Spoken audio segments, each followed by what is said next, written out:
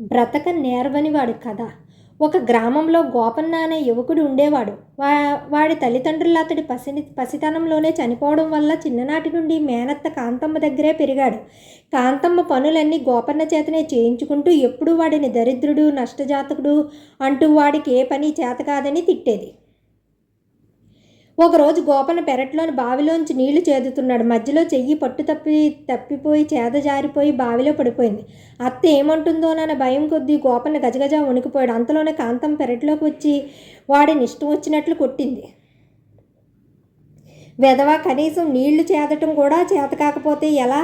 నీలాంటి వాడిని ఇంట్లో ఉంచుకుని సాగటం కూడా దండగే అంటూ గోపన్నని వీధిలోకి నెట్టేసి తలుపులు బిగించుకుంది. పాపం గోపన్నకి చెప్పలేనంత దుఃఖం ముంచుకొచ్చింది.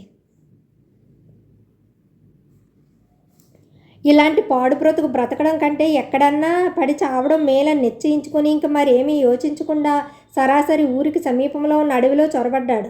ఆ అడవిలో ఒక చోట గోపన్నకి ఒక మునీశ్వరుడు కనిపించాడు. మునీశ్వరుడు గోపన్నని అడిగి అంతా తెలుసుకున్నాడు. నాయన, నువ్వేమీ విచారించుకో.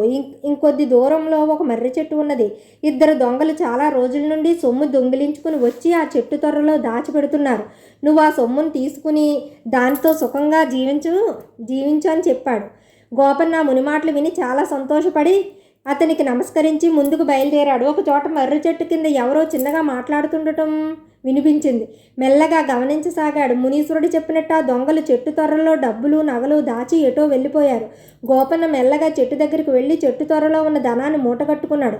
అత్త నన్ను ఎప్పుడూ నష్టజాతకుడు, దరిద్రుడు అని తిడుతూ ఉంటుంది. ఈ సొమ్మంతా అత్త మొహాన్ని పడేసి నేను అదృష్ట జాతకుడిని రుజువు చేస్తాను. అప్పుడైనా అత్త కడుపు నిండా తిండి పెడుతుంది అనుకున్నాడు అమాయకంగా.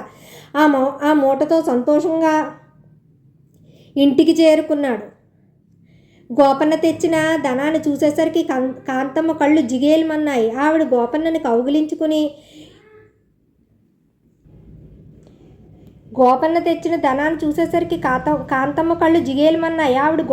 కౌగిలించుకుని నాలుగు ఎంత మంచి పని చేశావురా అంటూ వాడిని తెగ పొగిడేసి ఆ డబ్బుని భద్రంగా దాచుకుంది.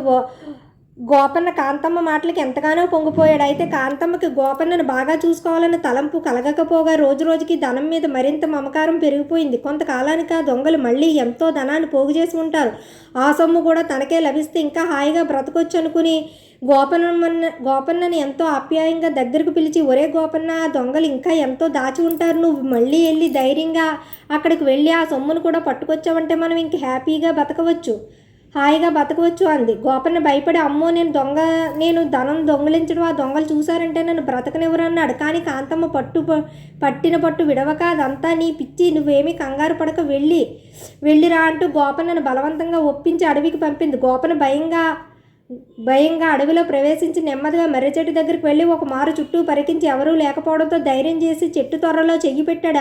అయితే తమ ధనాన్ని ఎవరో ఎత్తుకుపోయారని తెలుసుకుని ఇంకా అక్కడ దొంగిలించిన సొత్తును అక్కడ దాచడం మానుకున్నారు. మరి కొన్నాళ్ళకు ఒక నల్లత్రాచుపాము ఆ చెట్టు తొర్రలను తనకు నివాసంగా చేసుకుని బ్రతకసాగింది. అలా ఆ రోజు కడుపు నిండా ఆహారం తిని తన తొర్రలోకి చేరి చుట్టుకుని విశ్రాంతి తీసుకుంటున్న ఆ పాము గోపన్న చెయ్యి తనకు తగలగానే బుస్సుమని లేచి కస్సుమని ఒక కాటు వేసింది. ఆ పాము కాటు తిన్న గోపన్న విలవిల్లాడుతూ నోటు వెంట నురుగులు కక్కుతూ అక్కడికక్కడే కింద పడి చనిపోయాడు.